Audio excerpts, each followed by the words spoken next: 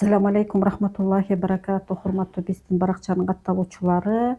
Бүгүн биз ушул дагы эле улай орозо тууралуу темабызды улантмакчыбыз. Бүгүнкү биздин коногубуз Усеналиева Амина устаза болмокчу.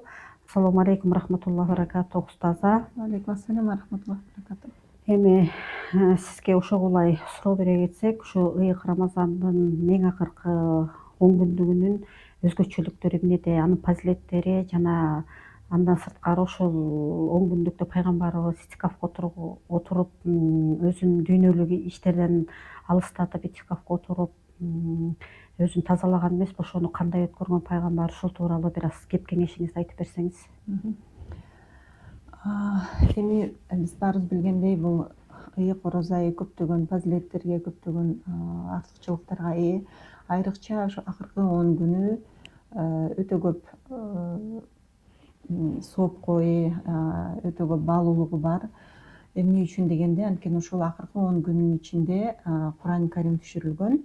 Бакара сүрөсүнүн 185-аятында айтылат: Рамазан айы бул айда адамдарга туура жол болуп, ушул туура жолдун жана жакшы менен жамандын ажыратуучунун ачык далилдери болуп Куран түшүрүлдү дейт.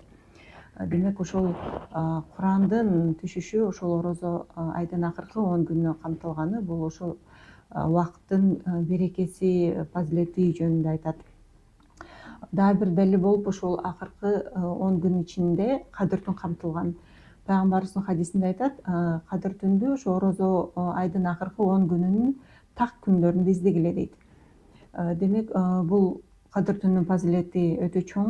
Бул тууралуу атайын Кадыр сүрөсү бар. Куранда биз баарыбыз билгендей, анан Кадыр түн ошол 1000 айдан артыгыраак деп айтылат. 1000 айды мындай эсептей келсе, 83 жыл 4 ай ибадат кылган менен барабар болот. Адам баласы өзү ошо 83 жыл жашайбы, жашабайбы, бул чоң суроо. Анан кийин 83 жыл жашаса деле анын ичинен канча убактын ибадатка бөлдү, А бул жерде 1000 ай ибадат кылды деген сооп жазылат. 83 жыл ибадат кылды деген сооп жазылат. Ошондуктан бул бир Алла Тааладан берилген бул бир белек. Мусулмандар ушул түндү пайдаланып калып көптөгөн соопторго ээ болсун деген Аллах Тааланын ырайымы болуп, пайгамбарыбыз жалбарып суранган. Биз билебиз, ушул башка менден мурунку пайгамбарлардын үммөттөрү көп жылдан жашаган экен. 2000 жыл, 1000 жылдан менин үммөтүм кыска жашайт, анан ошо соопту да ошо азыраак таап калатпы деп Алла Тааладан суранганда, ушул Кадыр түн кечеси берилген экен. Бул ошо 1000 айга тете түн. Анан дагы бир ушул акыркы 10 күндүн дагы бир артыкчылыгы, бул ошо сиз айтып кеткендей итикаф. Анткени биздин билгендей пайгамбарыбыз ошол орозонун акыркы 10 күнүн итикаф кармап, төшөгүн такыр эле жыйып койчу экен. Түн уктачу эмес экен. Ошо мечитке барып, ибадат кылып, дүйнөдөн алыс болуп, жалаң Аллага сыйынуу менен өткөргөн экен.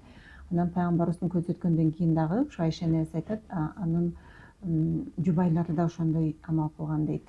Ошол акыркы 10 күндү түнү ибадат менен, Аллага жакындоо менен, зикир менен, намаз менен өткөрүшкөн дейт. Эми ошол Аллахым, ошо биз орозонун акыркы 10 күнүнө азыр келип жеттик. Буга чексиз шүгүрлөр болсун. Ошол мындай ыйык күндөрдө турабыз. Бүгүн дагы ошо 25 түн болот, Кадыр түн болуп. Кадыр түндүн ошо 5 күндүн бири, эми кайсынысы точно билбейбиз, бирок ошол колдон кетирбей так күндү, бүгүнкү күндү Кадыр түн кылып тоссок абдан жакшы болот. Негизи расмий түрүндө биз 27 түнүн тособуз, бирок пайгамбарыбыздын сүннөтү менен караганда биз акыркы ошол 10 күндүн так күндөрүн колдон кетирбей, анткени биз билбейбиз ошол Кадырдын 27-сиби, 25-иби, 29-убу. Ошондуктан ар бир мүмкүнчүлүктөн пайдаланып, ошол убакытта мүмкүнчүлүк болсо түн уктабай ибадат кылган менен алек кылганда Аллахым насип кылсын. Көптөгөн соопторго ээ болуп, ушул Рамазан бекер кетпей, өзүбүздө өзгөрүү пайда болуп, Аллага жакындап, бир ачылыштар болуп, өзүбүзгө мындай бир пайда алганда Аллахым насип этсин. Амин.